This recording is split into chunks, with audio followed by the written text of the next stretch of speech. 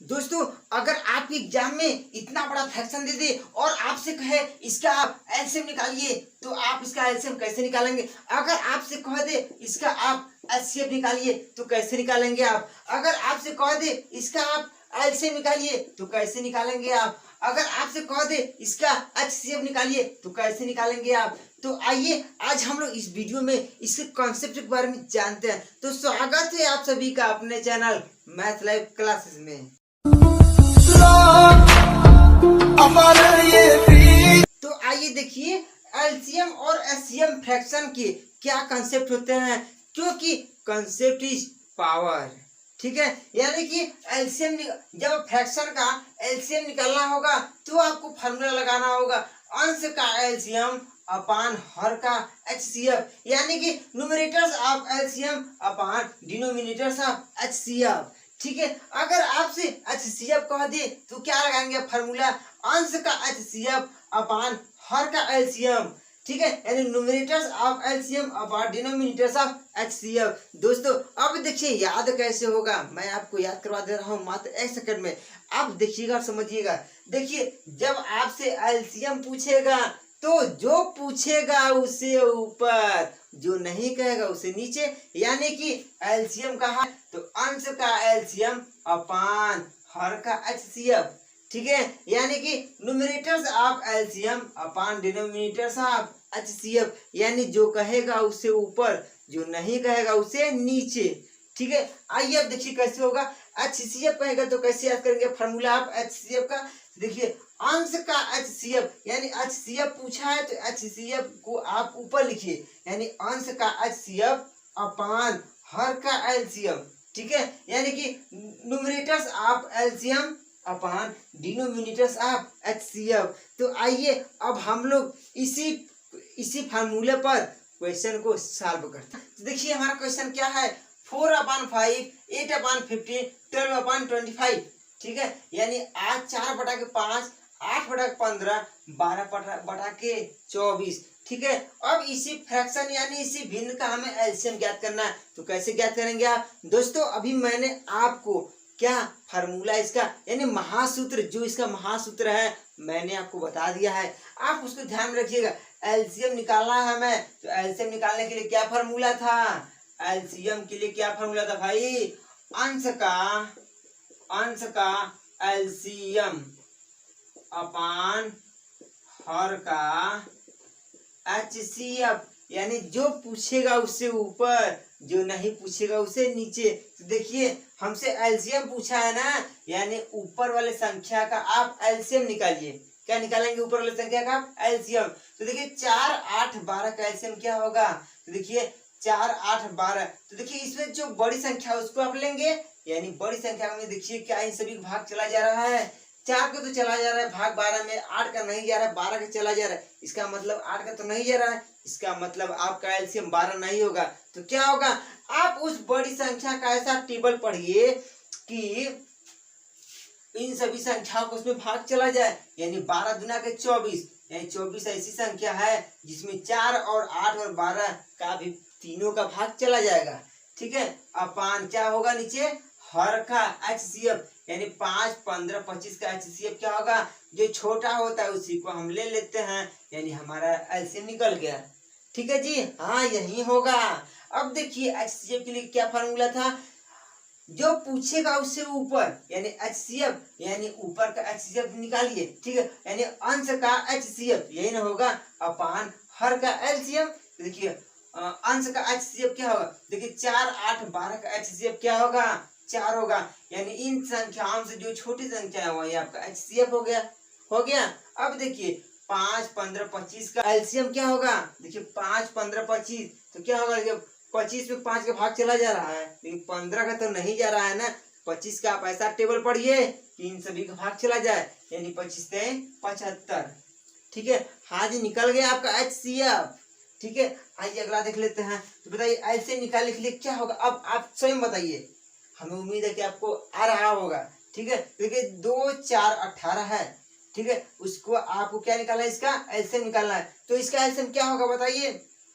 तो आपका 18 होगा ना, क्योंकि 18 में इन सभी का भाग चला जा रहा है। और एलसीएम अंश का एलसीएम अपान हर का एचसीएफ, तो हर का एचसीएफ निकालेंगे तो कितना होगा आपका 4 ही होगा, क्योंकि 4 देखिए इन संख्याओं में से 4 सबसे छोटी संख्या है, उस संख्या का सभी भाग चला जा रहा है, यानी आपका यही क्या होगा ऐसे निकल गया। अब आपको एचसीएफ निकालना है तो निकालेंगे आप अंश का एचसीएफ, तो कितना होगा भाई 2, ठीक है, क्या कितना होगा 2, क्योंकि आप एचसीएफ निकालना है, नीचे क्या निकालना होगा हर का एलसीएम, तो एलसीएम कितना होगा 4 4 8 24 का एलसीएम कितना होगा 24, ठीक है। हाँ जी निकल गया, यही था तरीका फ्रैक्शन के एलसीएम और एचसीएफ निकालने का, ठीक है दोस्तों। अगर मान लीजिए आपसे क्वेश्चन पॉइंट के रूप में दे दे यानी दशमलव के रूप में दे दे तो कैसे निकालेंगे आप, जैसे में किया देख लेते हैं वो कैसा होगा हमारा, ठीक है। तो ध्यान दीजिएगा सफलता एक बार में नहीं मिलती लेकिन एक दिन जरूर मिलती है, ठीक है। तो आप मेहनत लगातार करते रहिए क्योंकि लुढ़कते पत्थर पर कभी काई नहीं लगते, ठीक है दोस्तों। इसलिए आप लगातार मेहनत करते रहिए, रिवाइज करते रहिए, आप जरूर अपने मुकाम तक पहुंचेंगे, ठीक है दोस्तों। तो आइए देख लेते हैं हमारा टॉपिक क्या था। कभी कभी आपका फ्रैक्शन पॉइंट के रूप में देता है, ठीक है, और इसका एलसीएम और एचसीएफ निकालना है, तो कैसे निकालेंगे आप, आइए इसको भी हम लोग देख लेते हैं, ठीक है। तो इसके पहले आप दशमलव हटाएंगे तो क्या होगा 5/10, कितना होगा यहाँ पर 5/100, कितना होगा 5/10, यही ना होगा। इसको आप काट के छोटा भी कर सकते हैं, तो कितना होगा 2, कितना होगा बताइए, यही ना होगा, यानी 1/2, 1/20 और 1/5, ठीक है। अब बताइए क्या इसका आप एलसीएम, सॉरी मिस्टेक हो गया ना, इसका आप एलसीएम और एचसीएफ नहीं निकाल सकते हैं, तुरंत निकाल लेंगे मात्र 1 ही सेकंड में, ठीक है। यानी देखिए इसका एलसीएम क्या होगा, ऊपर की संख्या 1 है तो यानी इसका एलसीएम 1 ही होगा, अंश का एलसीएम अपान हर का एचसीएफ, तो हर का एचसीएफ क्या होगा बताइए 2 20 5 है, इसका एचसीएफ निकालने के लिए छोटी संख्या खोजेंगे।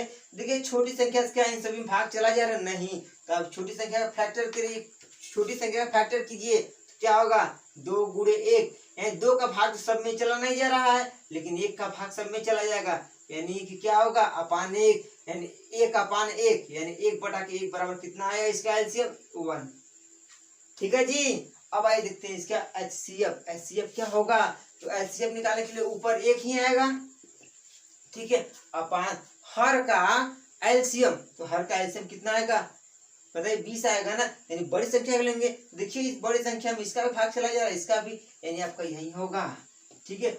अगर इसका भाग देना चाहते हैं पॉइंट, देखिए आपका क्वेश्चन पॉइंट के रूप में, तो आप इसे पॉइंट के रूप में बना दीजिए, तो क्या होगा आपका 0.05, ठीक है जी।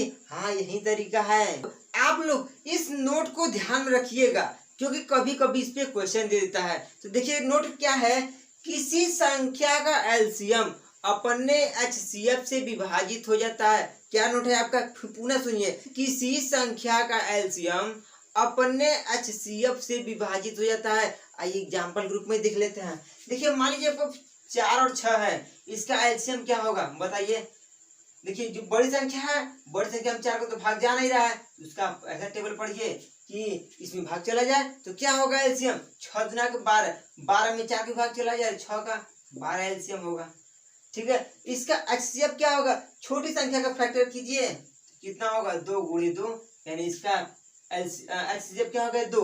अब देखिए मैंने आपसे नोट में क्या बताया, किसी संख्या का एलसीएम अपने एचसीएफ से विभाजित हो जाता है, तो देखिए इसका एलसीएम 12 है, इसका एचसीएफ 2 है, यानी एलसीएम में 2 का भाग चला जा रहा है कि नहीं, यानी 12 में 2 का भाग चला जा रहा है ना। हाँ जी यही पॉइंट था, आप इस पॉइंट को ध्यान में रखिएगा, ठीक है। अब देखिए अगला क्वेश्चन क्या है आपका, 4 और 8 है, इसका एलसीएम क्या होगा बताइए क्या होगा। देखिए 4 8 में 8 बड़ी संख्या है, 8 का एलसीएम 8 ही होगा और इसका एचसीएफ क्या होगा 4 ही होगा। तो देखिए बड़ी संख्या में छोटी संख्या का भाग चला जा रहा है, कहने का मतलब नोट से क्या था, किसी संख्या का एलसीएम अपने एचसीएफ से विभाजित हो जाता है। तो देखिए 8 में 4 का भाग चला जा रहा है ना, ठीक है दोस्तों। तो आज का टॉपिक यहीं पे समाप्त होता है।